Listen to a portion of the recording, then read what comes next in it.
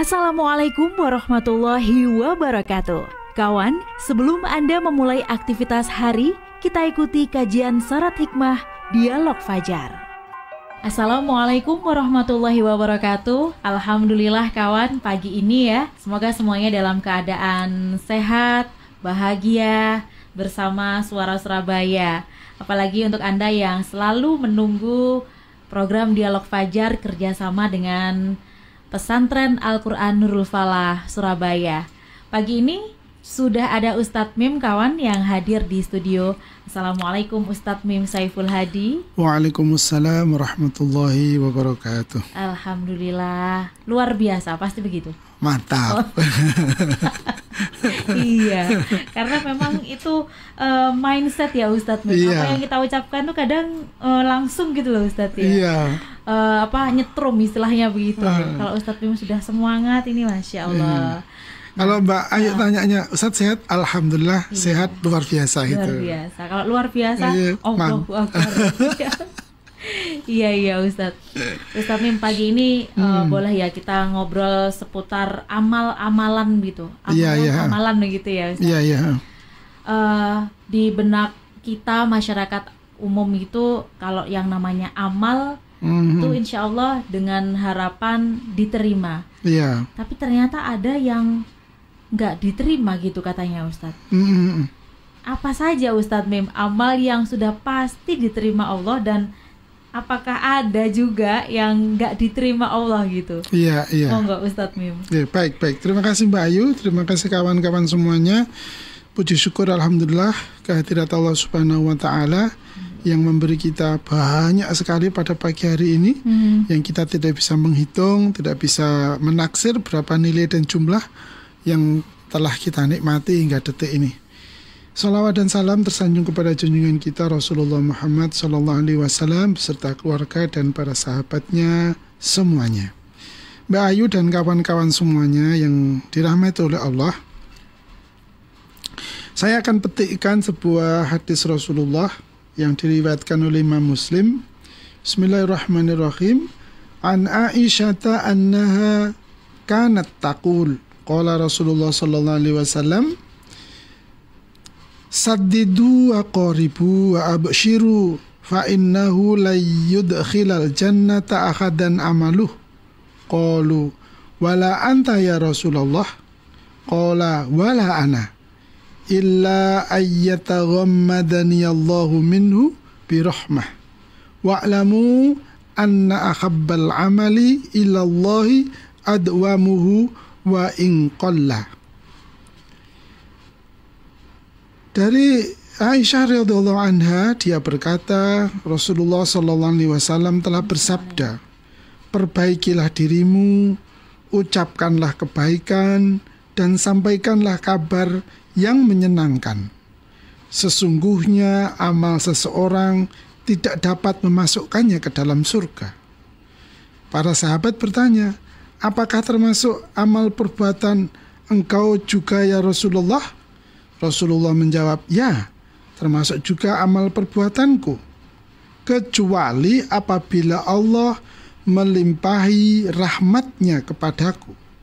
Ketahuilah bahwa amal yang paling disukai Allah, pasti diterima oleh Allah, adalah amal yang berkesinambungan atau istiqomah walaupun sedikit. Hadis riwayat Muslim. Kita akan fokus pada kalimat terakhirnya beliau.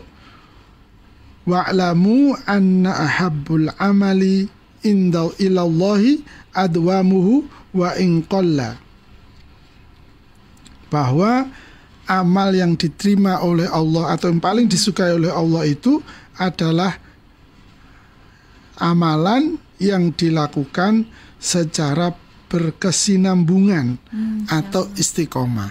Nah, ini penting bagi kita Mbak Ayu. Iya. Contoh sederhananya ya kayak pagi ini. Ini luar biasa kan ya pertemuan kita di pagi hari ini ya. Iya, Ustaz. Barang waktu 15 paling lama berapa menit ya kita ini ketemu? 17 menit paling ya. Coba kalau setiap pagi kita tune in di siaran ini ya. Wis pokoke nek jam 5 ya. Gak lakoni apa-apa aku. Ngrungokno dialog fajar. Misalnya ngono kae. Lah, itu jadi komitmen. Bahwa aku gak mikir sembarang wis. Aku gak ngelakoni sembarang wis. Pokoknya aku lungguh ngrungokno dialog fajar. Masya Allah, amin. Apa angele? Apa sulitnya? Duduk, buka pendengaran ya. Iya. Bunyikan radio, sudah selesai. Bisa disambi juga loh Ustaz. Lah, kan? Sambi kan? Ini menyambi. Fokusnya kan tetap, yaitu memperhatikan, mengikuti dialog fajar kita yang hanya 15-17 menit. Agar fokusnya tetap terjaga, ditemani sama kopi panas, teh hangat misalnya gitu loh ya, misalnya. Atau kalau lagi bersiap mungkin juga nggak bisa ya, mungkin lagi yang bersiap. Nah, ini salah satu contoh. Atau Mbak Ayu, banyak sekali contoh-contoh para sahabat, para salafus soleh yang melakukan namanya amalan sir atau sirril amal yang sangat rahasia. Yang mana yang dia lakukan secara istiqomah, dia jaga terus amalan sunnah itu apapun bentuknya ya, apapun gak diketok-ketokno, tapi dia menjaga betul itu dikerjakan secara istiqomah. Ya nggak harus banyak, memang nggak usah banyak-banyak, pokoknya iso waingkil tadi walaupun hanya sedikit, karena dengan sedikit itu dia memiliki peluang yang besar untuk istiqomah, rutin, berkesinambungan, sehingga dia tidak putus. Pilih saja apa amalan soleh yang paling gampang antum melakukan, panjenengan lakukan, kawan-kawan semua kerjakan. Terus kemudian ketika mengerjakan itu kita menikmati, merasakan. Dan kemudian yang ketiga, setelah atau ketika kita mengerjakan, kita bekerja keras untuk menjaga, tetap kita kerjakan. Oh, pokoknya berusaha dengan sangat keras agar amaliyah walaupun itu kecil itu dia kerjakan. Atau misalnya ini, kita setiap pergi ke masjid, ini contoh, dimanapun kita kan sering ya kita melakukan perjalanan itu, sebelum kita melakukan menuju ke toilet misalnya, sebelum kita melakukan wudhu misalnya, atau sebelum kita melakukan sholat tahiyatul masjid, kita hampiri dulu kotak infak di masjid itu, kita masukkan. Ya, banyak, dosa banyak, sesuai kemampuannya saja. Boleh 1 juta, boleh 2 juta. Iya. Apalagi di depan masjid itu sekarang kan sudah ada biasanya kotak amal yang besar gitu ya. Jadi kita nggak bisa ke masjid, misalkan buru-buru, berhenti sejenak, nyemplung gitu. Silakan ya. Atau kalau ada kreativitas pakai barcode itu ya. Di scan dulu sebentar, nggak apa-apa. Mudah. Hanya untuk menjaga keistiqomahnya, dawamnya tadi, adwamuha tadi, kesinambungannya, keberlanjutannya. Jadi atau wudhu Mbak Ayu, pokoknya Mbak Ayu misalnya dalam keadaan suci atau tidak suci, ketika mau tidur berwudhu, misalnya begitu. Wis pokoknya dijogo wudhu nih. Nek sunahnya kan dawamul wudhu ini kan sepanjang hari kita batal, kemudian wudhu, kan itu terus. Tapi kan belum bisa kan, masih berat kan. Lah yang paling sederhana apa? Saya akan, ini dalam hati ya, kita punya niat, punya komitmen, pokoknya aku nek arep turu mesti wudhu. Kan gak ada orang tahu tuh itu. Mau kamar mandi kan wajar kan, kalau kita mau mandi, mau tidur kita ke kamar mandi kan biasa. Itu disukai oleh Allah. Dan itu yang diterima, pasti itu diterima. Kenapa? Satu, dia menjaga siriyahnya, kerahasiaannya, gak dipamer-pamer, misalnya gitu kan. Nggak ada keinginan sedikit pun dia memamerkan apa yang dia lakukan. Yang kedua, dia lakukan dengan istiqomah. Wah, itu Masya Allah. Jangan dikira yang kecil begini sepele. Jaminannya tadi kan ahabbu kan, itu paling dicintai oleh Allah. Apa nanti damai? Coba hitung, jangan mbok prediksi ya, coba taker, jangan, nanti Allah yang akan memberikan balasan. Ya kalau ada cerita-cerita, banyak ceritanya. Kapan itu saya punya dapat kedatangan tamu ketika bicara dawamul wudhu ini misalnya. Ya Allah Ustadz, saya itu kalau mau naik mobil, saya tidak akan buka pintu sebelum saya ini wudhu. Gitu katanya. Lah kejadian, satu ketika kejadian kecelakaan menurut logika akal, mati Ustaz. Ya Allah. Mati Ustaz. Tapi kok ya belas gak lecet saya sama sekali. Wallahu a'lam, saya juga gak sadar Ustaz, gitu katanya. Maka pokoknya sejak itu saya yakin terus bahwa saya pokoknya mau naik kendaraan, sebelum saya buka pintu saya harus wudhu dulu. Lah itu kan amaliyah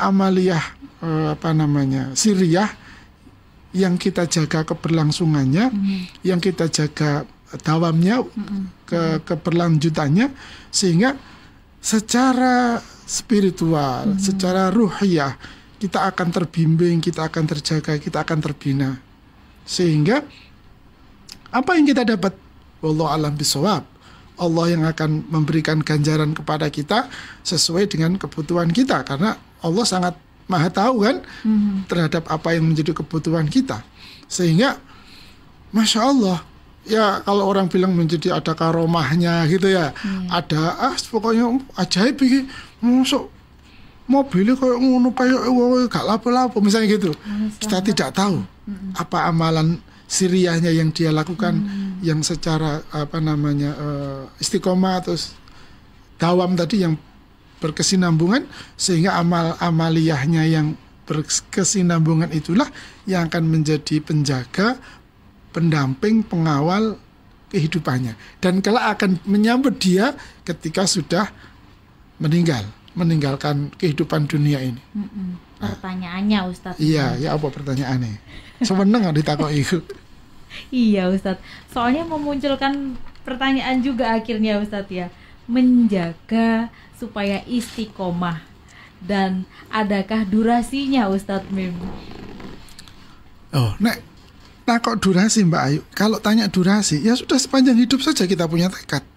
Dilakukan terus. Iya, paling gampang ya tadi itu kan, wudhu abot usat, wudhu ngono adem golek banyu misalnya gitu. Iya. Ya nggak apa-apa wis. Sekarang setiap mau keluar rumah, pegang pintu, baca bismillah, bismillahirrahmanirrahim. Tapi baca bismillah beneran nggak? Bismillahirrahmanirrahim, nggak gitu. Iya, dengan sungguh-sungguh misalnya begitu.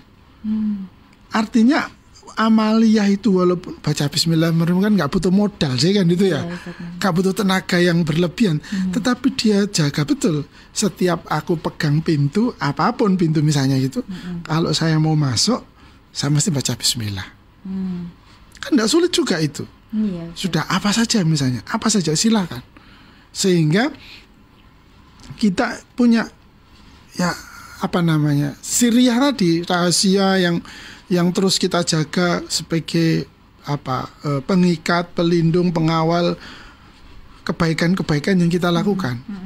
Ya sekali lagi ojo akeh-akeh, ojo abot-abot, terus pokoknya sing penting iba ingkil aja loh, iso istiqomah gitu ya, iso istiqomah tadi itu. Wis apa saja lah. Ya kawan-kawan misalnya di dalam mobilnya selalu ada uang 2.000 misalnya begitu. Iya. Atau sebelum keluar rumah selalu disediakan kotak infak, masukkan infak 2.000, 5.000, 10.000, 1 juta, 10 juta, tergantung kita kan kemampuannya. Nah kalau pendapatan kita satu hari 1 miliar kan, 1 juta kan uang receh, kan itu. Tapi kalau penghasilan kita sehari 100.000, uang 10.000 kan uang besar, kan itu infaknya kan itu. Jadi ya tergantung kita masing-masing lah, kemampuannya masing-masing. Tetapi satu tadi, unsurnya tadi itu penting. Satu, amalan itu dilakukan secara mudawamah, yaitu atau berkelanjutan. Dan yang kedua, walaupun amalia itu kecil, sederhana, sedikit ketoke gak ono manfaate kanggo wong misalnya gitu tetapi amalia itu betul-betul dilakukan secara mudawamah, secara berkelanjutan, tidak dotnyeng, tidak enggak, tidak putus-putus enggak, tapi dia terus berusaha melakukan itu. Yakin nanti akan ada manfaat-manfaat besar yang tidak bisa diprediksi di sebelumnya Allah memberikan, Allah cintanya tadi datang ya Ustaz. Karena cintanya kalau udah datang kan ya ibaratnya kita dicintai oleh Allah. Bagaimana kita? Mari wis. Urip mari kabeh wis. Iya. Urusan-urusan besar yang kita tidak bisa, atau kesulitan-kesulitan besar yang nyaris kita tidak bisa menghitung secara logis, begitu saatnya memutuskan atau pada saatnya tiba deadline-nya sampai, loh ini tiba caranya Allah menyelesaikan, misalnya begitu. Semacam-macam lah, banyak sekali kemanfaatan yang bisa kita dapatkan yang tanpa kita bisa sangka, tanpa bisa kita duga, begini ternyata Allah skenarionya kepada saya, anak saya, keluarga saya, orang tua saya, semacam-macam banyak nanti akan mendapatkan sesuatu hal yang kejutan yang tidak kita duga sama sekali. Pertanyaan terakhir Ustadz Mim, menuju waktu-waktu terakhir kita Ustadz Mim. Tadi soal menjaga kerahasiaan. Itu antara kita dengan Allah kah? Atau itu juga perlu apa ya Ustadz, supaya menginspirasi, kayak contoh tadi Ustadz, menyiapkan uang receh di kendaraan kita, apa juga Ustadz Mim, aku neng mobilku enek. Nah itu apakah perlu diucapkan? Kalau diucapkan terus apakah itu juga nanti diterima Allah atau bagaimana Ustadz? Iya, sebetulnya hanya Allah yang Maha Tahu yang menerima atau menolak ya. Tetapi begitu nanti keluar pikiran kita, kan sulit nanti membedakan aku lagi tidak sedang pamer loh ini. Aku gak pamer loh. Padahal pamer deh. Oh iya. Nah, jadi yang secara spesifik dimaksud dari dawuhnya beliau di hadis ini, memang amalia itu saking biasanya dia lakukan, saking siriahnya dia jaga, itu menjadi sudah tidak terasa. Ya kayak refleks begitu dia. Sehingga ya dilakukan begitu saja. Refleks sudah, dia tidak lagi menganggap ini sesuatu yang besar, sesuatu yang ya opo gitu, tidak. Pokoknya dia karena mudawamah tadi, maka menjadi biasanya ngono. Iya. Ya, mau diceritakan apanya enggak layak untuk diceritakan, itu biasa buat saya. Misalnya begitu. Biasa maksudnya sudah biasa kita lakukan. Sehingga apa yang bisa saya banggakan ya? Enggak ada, karena sudah tidak punya perasaan bisa membanggakan atas apa yang dia kerjakan, maka sudah terbebas dia dari beban penyakitnya amal tertolak itu kan itu. Nah, sekali lagi latihannya ya yang kill itu tadi, yang kecil-kecil itu saja, biar kita terlatih nanti hal-hal yang besar kan sulit. Misalnya kayak dia jadi pemimpin yang selalu mengutamakan rakyatnya, kan sulit itu sudah. Iya, berat Ustaz. Sangat berat gitu kan ya. Walaupun itu kan mestinya amalia, kewajiban yang tidak boleh tidak kan. Betul. Nanti ada intervensi, ada pengaruh dari mana-mana itu ya. Kan berat juga akhirnya. Nah, maka bagi kita secara pribadi, perorangan, fardiyah, lakukan. Sing mampu pokoknya. Sing mampu. Gak abot, gak sulit ya, dan bisa kita lakukan, kemudian mudawamah, berkelanjutan. Amin ya robbal alamin. Semoga ya Ustadz Mim ya, apa yang kita lakukan selama ini sudah dilakukan secara istiqomah, supaya menjadi amal yang insya Allah diterima Allah Subhanahu wa Ta'ala. Amin ya mujib. Baik kawan, saatnya saya Fitriana Ayu dan juga Ustadz Mim Saiful Hadi pamit. Terima kasih ya. Wassalamualaikum warahmatullahi wabarakatuh. Waalaikumsalam warahmatullahi wabarakatuh. Program Dialog Fajar yang baru Anda simak kerjasama Suara Surabaya dan Pesantren Al-Quran Nurul Falah Surabaya, lembaga dakwah yang amanah, profesional, dan berbasis Al-Quran. Pesantren Nurul Falah mencetak guru-guru Al-Quran dengan metode tilawati dan tahfidz Al-Quran. Informasi dan pemberian donasi hubungi 031 828 1278 atau nurulfalah.org. Wassalamualaikum warahmatullahi wabarakatuh.